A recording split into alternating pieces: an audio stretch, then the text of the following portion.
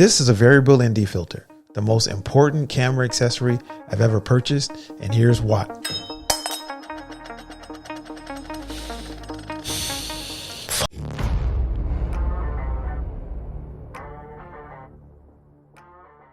In this video, I'm going to answer 4 specific questions that were important to me about variable ND filters as a new filmmaker. The first question I had was, what is a variable ND filter? What does it actually do? What purpose does it serve? The second question I had is, how does it physically work? I'm not going to spend a lot of time on that one, but we're going to answer that question also. And the third question I had was, why would a filmmaker or cinematographer or content creator actually use a variable ND filter? And number 4, the last question I had, is it necessary? Do you need it? How important is it? So without further ado, let's get into the video. So question number 1, what is a variable ND filter? So in layman's terms, I've heard this a million times, that a variable ND filter or ND filter is actually sunglasses for your lens. If I wanted to break this down into a non-technical explanation, basically an ND filter or variable ND filter allows you to shoot with a shallow depth of field in a brightly lit environment. Question number 2, how does it physically work? Basically, from my research, a variable ND filter is actually 2 polarizers stacked together. So when you twist those 2 circular polarizers on the same axis, you're able to gradually adjust the amount of light that passes through. Now, like I said, I'm not going to get too technical into this. I couldn't tell you how many dilithium crystals. No chance of restoring warp drive? Not without dilithium crystals. Were shaved down to make a circular polarizer, but that's how it works physically.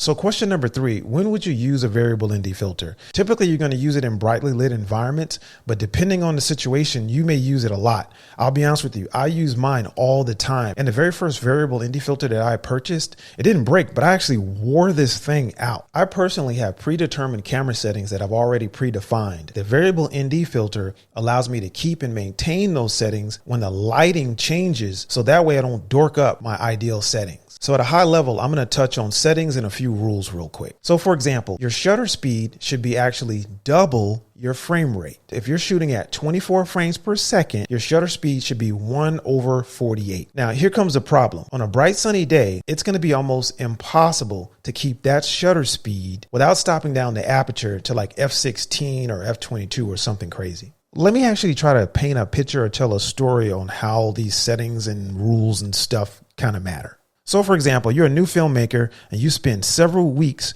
doing countless hours of research for a new camera body. Then you spend another week or 2 doing research on the best lenses for that particular body. And then you settle on a set of primes. You go outside, the screen is completely blown out and everything looks like that planet that Riddick landed on in the movie Pitch Black. Now, here's the deal. How do you fix this? So if we deviate from the base ISOs, we possibly could be risking the image quality. We could try messing around with the shutter speed a bit, but the problem with that is we could take away from the cinematic look that we're trying to achieve. Last but not least, dorking around with the f-stop is also an option, but if you have a specific look that you're trying to achieve, that may not be an option either. There's got to be a better way. So all 3 of those options that I just mentioned are compromises. And this is where the variable ND filter comes into play. You literally can take a variable ND filter, mount it to your lens, and with a single twist, adjust the amount of light that's coming in and keep all of those cool settings that you desired for your cinematic film. All right, guys, if you made it this far, thanks a lot for hanging around.